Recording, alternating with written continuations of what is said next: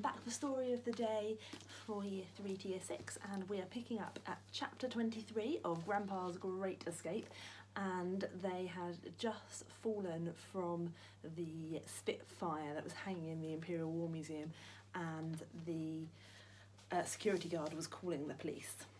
So, chapter 23, Nuts and Berries. Like most children, Jack had always wanted to ride in a police car. However, he had always imagined he would be sitting up front chasing baddies, not in the back with a close family member who had just been put under arrest. The police car raced through London with its siren blaring. They were being taken to Scotland Yard for questioning, although Grandpa seemed to think he had been captured by the enemy. The charge against the old man was criminal damage. The boy had tried to explain to the policeman that if the security guard had not been quite so heavy, the cable suspending the Spitfire would never have snapped. Needless to say, this did not get his grandfather off the hook. The policeman was a very serious-looking character. He sat at the steering wheel, not uttering a word for the entire journey to the police headquarters. As they were seated side by side in the back seat of the car, Jack turned to his grandfather. Wing Commander? Yes, old boy. How did you come to be asleep in the cockpit of your plane? In all the excitement, Jack had quite forgotten to ask. Grandpa looked stumped for a moment. He had been missing for a week. The Imperial War Museum was many miles away from home. It all started when I parachuted behind enemy lines, began Grandpa eventually. It was clear that the old man was mightily confused and trying to bind together some events of the past week. That must be his memory jumping out of the bedroom window at home, thought the boy. I walked for many days and nights, Grandpa continued. I kept off the main roads, stuck to the fields and woodlands as much as I could, just as we RAF pilots are trained to do if we are in occupied territory. That's why no one saw him, thought Jack. The boy looked down at his grandfather's slippers. They were caked in mud and looked soaked through. But how did you survive? Asked Jack. I ate nuts and berries and drank rainwater.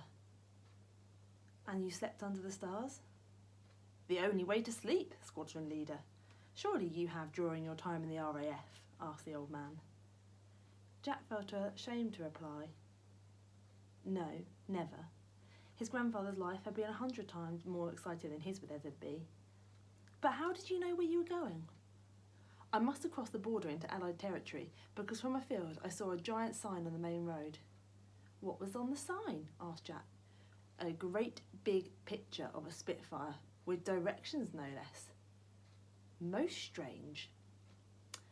A billboard for the Imperial War Museum, realised the boy. I must get the Air Chief Marshal on the blower about that. Massive giveaway to the enemy, where the nearest RAF base is. If they do manage to land ground troops, they can follow the directions and march straight there. The boy couldn't help but smile. Everyone else always saw Grandpa's condition as a problem. For Jack, the way his grandfather's mind worked was nothing but magical. It was getting dark when I finally arrived at the airbase, continued the old man, and there were a few little blighters looking around the aircraft hangar. They must have been evacuees. The Imperial War Museum was always full of children. That must be what he meant, thought Jack. I needed to use the bathroom. I hadn't been for a week. All those nuts and berries make you go. But I was so tired, I must have fallen asleep on it. Just 40 winks. When I woke up, someone had turned off all the lights. I wandered around in the dark for ages, but eventually managed to find my Spitfire. Had to clamber over some other planes to get to her, mind. Grandpa was lucky to be alive. Climbing over all those antique planes suspended high in the air was dangerous enough with the lights on. And then what happened, sir? Asked Jack, intrigued. Then I thought I'd take her for a spin. Up and away and all that. But couldn't start the old girl. She must have been out of fuel. Grandpa's voice trailed off, and a mystified look crossed his face. Then, I suppose I must have fallen asleep again in the cockpit. Just another quick 40 winks, you understand. Yes, of course, Wing Commander. The pair sat in silence for a moment before the boy broke it. A wave of love for his grandfather crashed over him. You know, everyone was really worried about you. Grandpa snorted at the thought. Who needs to worry about me, old boy? He chuckled. The whole of Hitler's Luftwaffe can't stop me. Oh no, this old pilot will always live to fight another day. Chapter 24. A wardrobe in a suit. At Scotland Yard, the police headquarters, confusion reigned. None of the officers at the headquarters had a clue what to do with the funny old man who had climbed into an aeroplane at the Imperial War Museum. However, the charge was a serious one: criminal damage. Because of the chaos at the museum earlier that day, 3 antique fighter planes were now in need of expensive repairs. So Grandpa was taken down to the basement of Scotland Yard to the interrogation room to be asked questions. Jack begged the officers to allow him to come. The boy explained that his grandfather's mind could get jumbled and that the old man would need his help. He wondered what on earth was going to happen to his grandfather. A trial? Prison? The boy knew Grandpa was in trouble.